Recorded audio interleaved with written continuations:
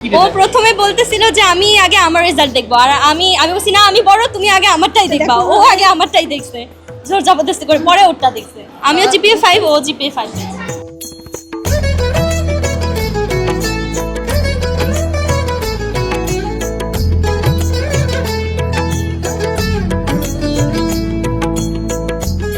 আলহামদুলিল্লাহ, অনেক খুশি। তো আসলে এটা ভাষায় প্রকাশ করার মতো না, এটা আল্লাহর কাছে হাজার হাজার হাজার হাজার শুকরিয়া। আলহামদুলিল্লাহ।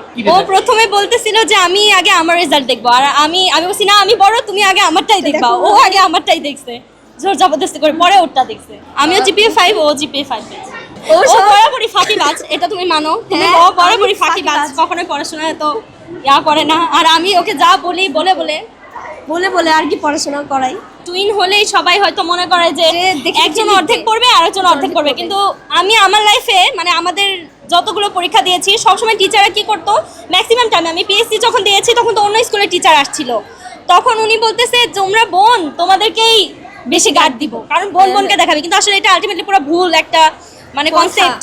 মানে আমি এটা বিশ্বাস করি না, কারণ যে পড়বে একটা মেয়েকে তো পাস করানো যায় না দেখায় পাস করা যায় না। আমরা যা পড়ছি সব সেম পড়ছি, এটা ঠিক আছে, কিন্তু কোনো পরীক্ষার সময় হ্যাঁ একটা অবজেক্টিভ হয়তো ম্যাথের অ্যানসার মিলানো এগুলো পড়ি।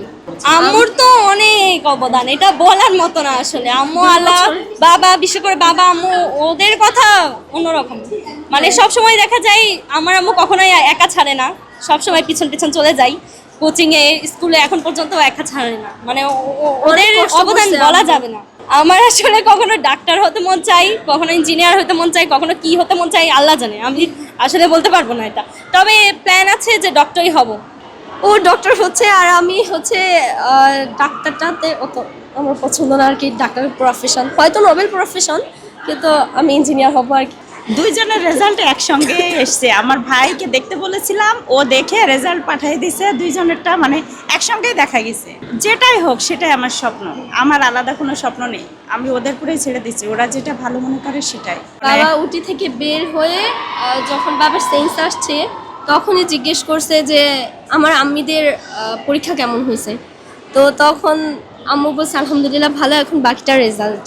তো আলহামদুলিল্লাহ বাবা খুশি। ছোটবেলা থেকে ইচ্ছা ছিল হয় ইঞ্জিনিয়ার হব নাহলে অ্যাস্ট্রোনট হব। প্রথম কথা আমার বাবা যখন অসুস্থ হলো তারপর থেকে মনে হচ্ছে না ডক্টরই হতে হবে, কারণ ডক্টরের অনেক মানে একটা পেশেন্ট যখন একটা ডক্টরের কাছে যায় তো মানে ওই সিচুয়েশনটা না আসলে বলার মতো না। মানে ওইটা আসলে কোনোভাবেই কল্পনার বাইরে পুরা, যে মানে একটা পেশেন্ট যখন একটা ডক্টরের কাছে যায় নিশ্চয় ভালো কিছুর আশাই যায়। এখন আমি যদি ডক্টর হয়ে মানে উল্টাপাল্টা কিছু করি তা তো আসলে হওয়ার মতো না। সবচেয়ে বড় কথা দেশপ্রেম তো ভিতরে যার থাকে সে এমনি দেশের জন্য কাজ করে। ইঞ্জিনিয়ার হোক ডক্টর হোক, যাদের ভিতরে দেশপ্রেম আছে আর কি, প্রকৃত দেশপ্রেম, তারা তো হচ্ছে দেশের জন্যই কাজ করবে। আর আমারও দেশের জন্য কাজ করার কিছু ইচ্ছা আছে, দেখা যাক এখন আল্লাহ ভরসা।